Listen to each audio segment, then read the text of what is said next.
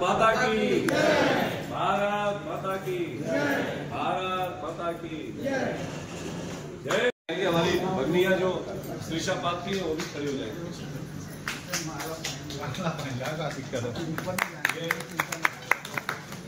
सब लोग मिलकर सब लोग आराम से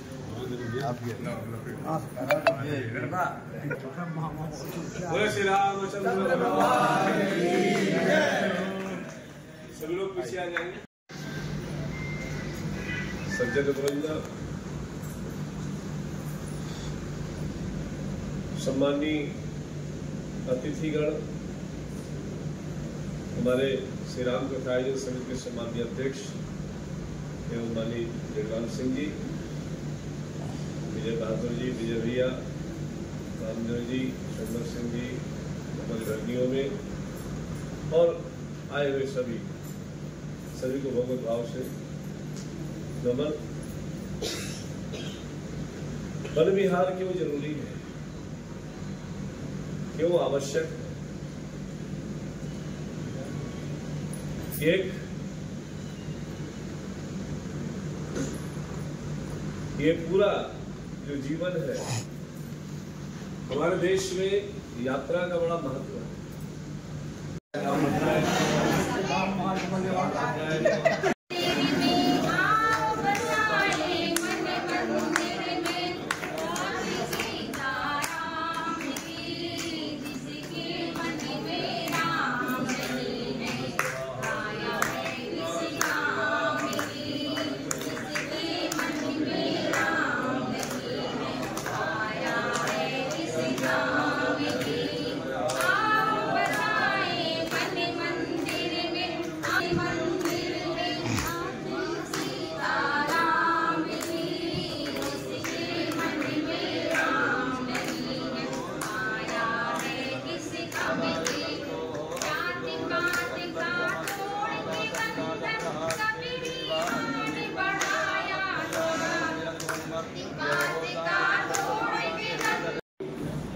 तो जो 75 साल के बाद जैसे वन में जाना था, अब तो कोई जाता नहीं। 75 साल में रिटायरमेंट की एक राजनीतिक दल ने घोषणा जरूर की, अब होता कि नहीं होता ये आगे बताएंगे।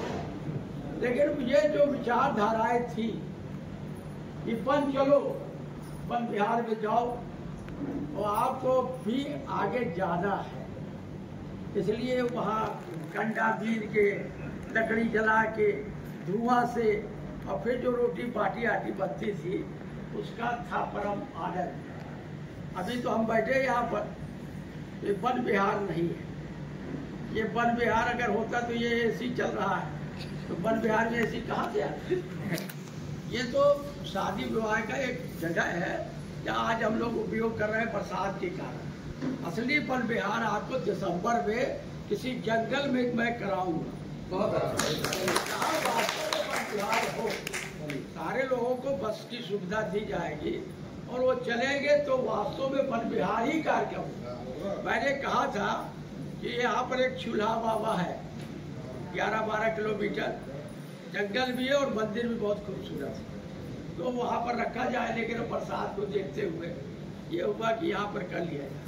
मेरा अपना मानना कि जो कहो वो सही ही दिखाओ, वरना ये सब अच्छा नहीं लगता कि हम बात करें कुछ और हो कुछ। तो इसीलिए जो राम कथा चल रही है महाराज जी की, उसमें बच्चों को लाने का प्रयास करें ताकि उसमें संस्कार पड़ सके। हमारे घर में तो आपने घंटी बजाई जय जय, जरा आज बढ़िया आ जाए, वकील बढ़िया आ जाए, रुपया आ जाए, डर आ जाए, गुरु तुम्हें समझ लेंगे, बस ये चल रहा है। उतना अच्छा मेरा उद्बोधन नहीं हुआ क्योंकि ये कुटुंब पहले से संभाल रहे हैं और हम लोग राजनीति के आदमी हैं, कुटुंब को तोड़ने में रहते हैं, इसलिए हमारे और इनमें बहुत अंतर है। लेकिन फिर भी जो दायित्व आपने दिया उसका निर्वाह किया जाएगा और प्रयास किया जाएगा कि अच्छा कार्यक्रम वैसे होता रहा है और अच्छा हो सबके संग। इतने सब लोग हमसे सीनियर लोग इतना सारी बातें बता चुके हैं कि ऐसा कुछ रह नहीं गया है, फिर भी गुरुजी का कहना है तो हम कुछ ना कुछ कहेंगे जरूर। गुरुजी ने जो कार्यक्रम चालू किए हैं, ये करीबन 13 से 14 साल हो गए हमारे यहाँ राम कथा समिति बनी और ये आयोजन चालू हुआ, उससे हम सब एक परिवार के रूप में जुड़ गए हैं। सबसे अच्छी बात तो ये हुई है, सब अलग थलग तो मिलते जुलते रहते थे, हो सकता कोई किसी को जानता भी था, कोई किसी को थोड़ा दूर से जानता था, लेकिन ये हमारे एक परिवार का रूप तैयार हुआ है, ये हमारी राम कथा समिति। और साथ में हमारा इन्होंने एक कार्यक्रम चालू किया श्री सा समूह, जिससे बहनें भी हमारी बहुत सारी जुड़ गई। तो इस तरीके से मातृशक्ति और साथ में पुरुषों का एक साथ जुड़ जाना ये बहुत अच्छी चीज है, ताकि हम लोग आगे भी चाहें, यदि कोई भी काम ऐसा करना चाहें बड़ा सा बड़ा, सारे लोग मिलकर के बहुत सा बड़ा बिगड़ा यदि कोई उठा ले उसको पूरा हम कर सकते हैं। इतने हम लोग अपने अपने दायित्व को निभा सकते हैं, लेकिन यदि हम अलग अलग होते तो शायद कुछ कर नहीं सकते थे। तो ये केवल गुरुदेव ने जो बांदा को एक रास्ता दिया है, हम सब लोग कर तो बहुत कुछ सकते हैं, परंतु एक अगर हम सब लोग एक साथ एक राय होकर के, इसका एक उदाहरण यही है कि हम एक राय होकर के कोई छोटा से बड़ा कोई भी कार्यक्रम, कोई भी काम का बीड़ा उठा लें। किसी साथी के साथ कोई समस्या आती है, कोई परेशानी आती है, राम कथा आयोजन समिति है, हम सब एक साथ बैठने वाले सब इष्ट मित्र हैं। कई बार हम सब लोग एक दूसरे के सुख दुख में भी खड़े होते हैं और एक दूसरे के काम भी आते हैं।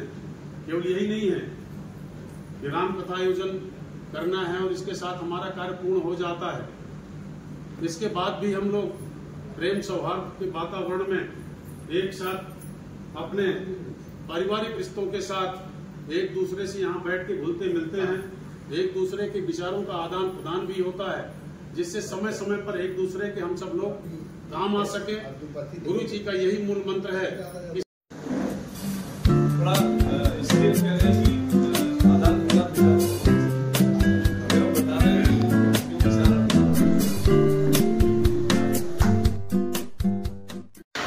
आपस में संवाद करना, आपस में बैठना, इस पर चर्चा हुई।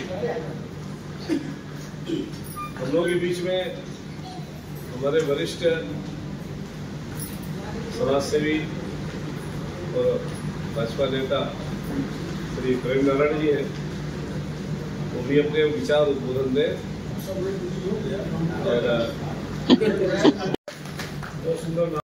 अपने जीवन को चलाने में, अपने परिवार को चलाने में और इन सामूहिक कार्यक्रमों में सहभागिता के लिए कैसे हम सबको तैयार करना है, ये एक उभर कर सामने आता है।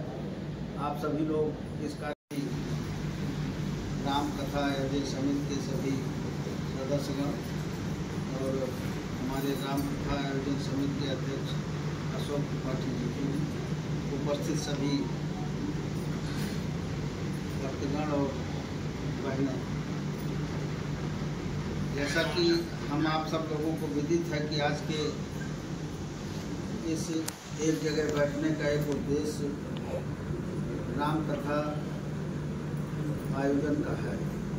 हर वर्ष की बात इस साल भी राम कथा का आयोजन होना है, उसकी तैयारी बैठक के दृष्टि से आज सभी लोग यहाँ एकत्रित हुए हैं। निश्चित रूप से हमारे आयोजन समिति के सभी सदस्यगणों ने और उसकी एक रूपरेखा बना ली होगी और उस रूपरेखा के आधार पर जो आयोजन समिति के सभी लोग तय करेंगे, उसी में हम आप सब लोगों को भी सहभागी करना है। अनवरत रामकथा का रसपान करा रहे हैं यहाँ के लोगों को। निश्चित रूप से जो लोग भी सानिध्य में आए होंगे, पिछले 12-13 सालों से गुरु जी की रामकथा का जिन्होंने स्मरण किया होगा, उन्होंने अपने घरों में भी संस्कारों को बढ़ते हुए देखा होगा और यह क्रम जारी रहे। यह गुरु जी की विशेष कृपा है कि हम लोगों को हर साल अपने बहुत व्यस्त कार्यक्रम में से समय निकाल करके बांदा में सहजता से उपलब्ध हो जाते हैं। परिवार की बड़ी कल्पना थी। हमारे वैदिक संस्कृत में परिवार की एक बड़ी कल्पना थी। उस कल्पना को साकार करने के लिए हमारे बुजुर्ग, हमारे जो सयाने लोग थे, वो हमें किस्सा कहानियां, राम कथा के माध्यम से समाज को संस्कार देते थे। लेकिन इस भौतिक युग में जब से ये मोबाइल या संचार विभाग का माध्यम हुआ, तब से हमारे समाज में जो विकृति आ रही है और समाज में आत्महत्याओं का दौर बढ़ रहा है। क्योंकि समाज में पहले क्या होता था, जब हम बैठते थे तो एक साथ दुख सुख की चिंता करते थे, चर्चाएं करते थे। तो अगर हम कहीं प्रताड़ित हैं या कोई हमारे दिमाग में ऐसी बात है, हम उसको शेयर कर लेते थे, उससे हल्का हो जाता था। लेकिन अब क्या है, ना कोई किसी का मित्र है, ना वो अपने पिता के साथ बातचीत करता है, ना अपने माता के साथ बातचीत करता है, और ना ही बुजुर्गों के बीच में बैठता है, और ना ही संस्कारों से दूर रहता है। इसके कारण वो अपने मन में ही चिंतन करता रहता है, और अंत में जब उसको चारों रास्ते बंद मिलते हैं तो वो मजबूर होता है आत्महत्या करने के लिए। ऐसी परिस्थिति में हमें एक कुटुंब प्रबोधन की आवश्यकता है। जब तक हमारा परिवार संस्कारित नहीं होगा, देखिए सब चाहते हैं कि हमारे घर में राम हो, कोई नहीं चाहता हमारे घर में रावण पैदा हो। लेकिन राम ऐसे थोड़ी पैदा होगा। जब हम राम जैसा समाज में बनने का प्रयास करेंगे, देखिए राम ऐसे महापुरुष थोड़ी बने हैं। राम तो एक चक्रवर्ती सम्राट दशरथ के पुत्र थे। चाहते सारा जीवन ऐशो आराम करते, सारा जीवन आनंद करते, उन्हें दुनिया में किसी के पास जाने की क्या जरूरत थी। लेकिन उस राम ने 14 वर्ष का वनवास स्वीकार किया, राज सत्ता का परित्याग कर 14 वर्ष का वनवास स्वीकार किया। उस वनवास में वनवासी, आदिवासी, गिरिवासी, कोल बिल्ली के जूठे भेंट कर सामाजिक समरसता का उदाहरण दिया। ऐसी परिस्थितियों में कोई सेना लेकर के नहीं चले थे, अकेले चले थे। लेकिन जंगल में गए, वनवासियों से मिले, आदिवासियों से मिले, सबसे मिलकर के अपनी एक सेना संगठित की, और सेना संगठित करने के बाद अधर्म का नाश कर धर्म की स्थापना की। तब हमने कहा कि अगर पुत्र हो तो राम जैसा। भरत ऐसे थोड़ी महान हुए हैं। आज हम कहते हैं कि भाई हो तो भरत जैसा। आप देखिए, भरत जी आए और आज का भाई होता तो गद्दी में बैठता, लेकिन उस भाई ने कहा कि मुझे गद्दी स्वीकार नहीं है। सबसे पहले मैं अपने उन भाइयों के पास जाना चाहता हूँ जो भाई मेरे लिए गद्दी छोड़ करके यहाँ से गए हैं, मैं उनके चरणों में जाना चाहता हूँ। भरत जी ने उस राज सत्ता को स्वीकार नहीं किया। उन्होंने विचार किया कि मेरे प्रभु पैदल गए हैं, मेरे भाई पैदल गए हैं, तो मैं लेटे लेटे जाऊंगा। और लेटे लेटे भरत जी गए।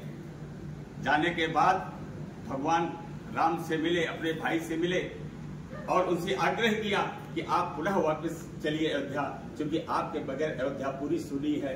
बोले नहीं, अब चूंकि मैंने पिता के वचन का पालन किया है, इसलिए मैं वापस नहीं जाऊंगा।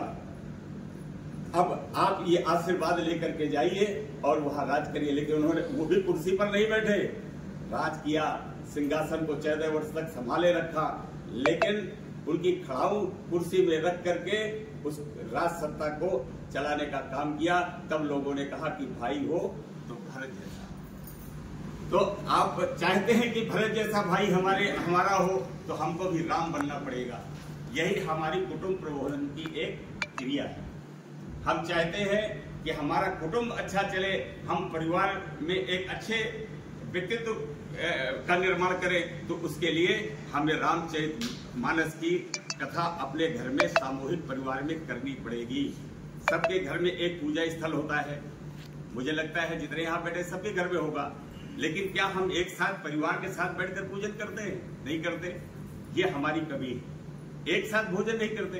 कम से कम आप नहीं कर सकते महीने रोज एक साथ बैठ करके भोजन, तो 8 दिन में एक बार जरूर सामूहिक परिवार के साथ भोजन होना चाहिए। क्योंकि भोजन करने से पारिवारिक परस्पर स्नेह बढ़ता है। और जब बच्चे को आप पहले से ही दूरियां बना करके रखेंगे, तो जब बड़ा होगा तो अपने आप दूरियां बना लेगा। ये सामाजिक व्यवस्था है, ये हमारे देश की सामाजिक व्यवस्था है। आज हम सब अलग अलग परिवारों से हैं, लेकिन हमारा लक्ष्य क्या है? एक है। वो क्या है? परम पूज्य गुरुदेव जी का आशीर्वाद। और आगे राम कथा का कार्यक्रम, इस दृष्टि से हम लोग यहाँ उपस्थित हुए हैं। एक लक्ष्य में हम सब लोग उपस्थित हुए, वो क्या है, हमारा एक धार्मिक भाव है। इस तरह का भाव जब हम अपने परिवारों में रखेंगे, अपने घर में रखेंगे, तो निश्चित ही जो हमारे ऋषियों ने, हमारे पूर्वजों ने कुटुंब की एक परिभाषा दी है, उस कुटुंब प्रबोधन की दृष्टि से हमारा समाज आगे बढ़ेगा। फिर हमारे देश को विश्व गुरु बनने से दुनिया की कोई भी ताकत रोक नहीं पाएगी। अगर हम चाहते हैं, एक समय था हमारा देश विश्व गुरु था, हम सारी दुनिया को शिक्षा देने वाले थे, लेकिन हम इसके बाद बच्चे, दादी, बाबा, एक बड़ा परिवार होता था। लेकिन कुछ कारणवश, या हमारी कमजोरी कहिए या हमारी दूरियां कहिए, कि हमने अपनी संस्कृति से दूरी बनाई। पहले गांव में एक परंपरा थी, हर घर में रामायण होती थी, सब घरों में रामायण रखी रहती थी, और बुजुर्ग जो घर के होते थे वो बैठते थे, अपने परिवार को एक साथ बैठाते थे। एक साथ बैठा करके वो रामायण होती थी और सब लोग एक स्वर में गाते थे, और उसका उदाहरण, उसका जो अर्थ होता था, वो शायद जो हमारे बुजुर्ग होते थे वो बताते थे। इस तरह से हमारे यहाँ कुटुंब प्रबोधन की एक बहुत बढ़िया प्रक्रिया थी, जिससे हमारे जीवन में संस्कार निर्माण होते थे और हमारे घर में संस्कारित बालक पैदा। एक साथ बैठना क्यों जरूरी है, इस पर हम भी बताएंगे, हमारी चर्चा होगी, और हमारे जो वक्ता है वो भी बोलेंगे। हमारे बीच में हमारे पूर्व जिला पंचायत अध्यक्ष माननीय श्री जगराम सिंह जी उपस्थित हैं। हमारे राम कथा आयोजन समिति के सम्मानीय अध्यक्ष श्री अशोक त्रिपाठी जी, जीतू जी, वो भी उपस्थित है। सुंदर सिंह जी हैं, हमारे परिहार साहब हैं, विजय बहादुर सिंह जी, आदि सभी हैं जिनको हम नहीं नाम से जान पा रहे, तो हमारे रामदेव जी सबको जानते हैं, सबका नाम करेंगे। तो जिस पर हम लोग आपस में कुछ चर्चा करें कि ऐसा क्यों आवश्यक है थोड़ा बाहर निकल करके बैठना। आप सब एक दूसरे के विचार हम लोग सुनेंगे। इसके पश्चात अभी दीक्षा कार्यक्रम होना है, मंत्र दीक्षा कार्यक्रम कि वो आएंगे ऊपर और आज का कुछ विषय रखेंगे। इसके बाद हम भी कुछ वार्ता करेंगे। तो वन विहार क्यों आवश्यक है,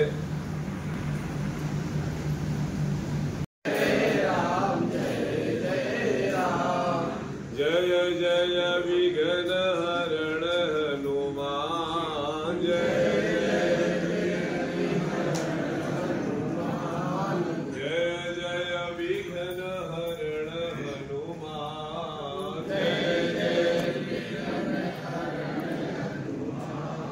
श्री राम जय राम जय जय राम, श्री राम जय राम जय